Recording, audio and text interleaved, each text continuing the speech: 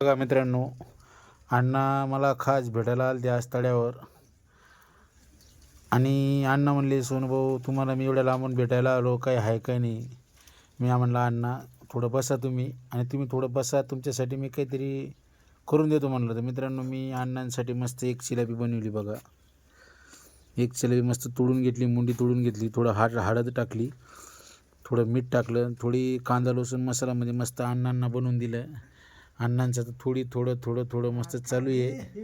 नरम नरम जिलेबी मस्त शिजून दिली, आणि एवढी फ्रेश जिलेबी मित्रांनो, अण्णालाही खुश झाले बघा. अण्णांचा चेहरा, अण्णा कसं हसायले बघा. अण्णांना मी सांगितलं तेव्हा तुम्हाला खाऊ वाटलं तेव्हा येत जा म्हणलं इथं. मस्त मस्त मित्रांनो, असं असतं जीवनामध्ये, काय नसतं मित्रांनो. तुमच्यापाशी किती काय काय घेणं देणं नाही. अण्णा मला भेटायला आले.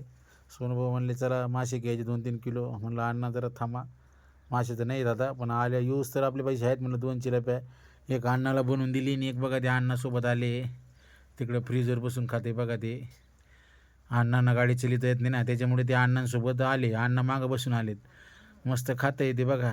आणि इथं आमचे अण्णा खात आहेत. तर मित्रांनो, खरंच जिलेबी एक नंबर झाली. अण्णा कशी झाली जिलेबी? चांगली झाली, चांगली नाही झाली. खरं सांगा, एकदम नंबर एक. तेल टाकलं का आपण? नाही. तेल अजिबात टाकलं नाही मित्रांनो, फक्त हळद आणि मीठ. आणि अण्णांना थोडी चव येऊ म्हणून कांदा लसूण मसाला टाकला आम्ही. तेल वगैरे अजिबात नाही मित्रांनो, त्याला नंबर एक ऑटोमॅटिक तेल सुटतं. कशी झाली अण्णा? चांगली झाली, एकदम चांगली झाली. एकदम भारी झाली का नाही? तर चला मित्रांनो, सर्वांना राम राम.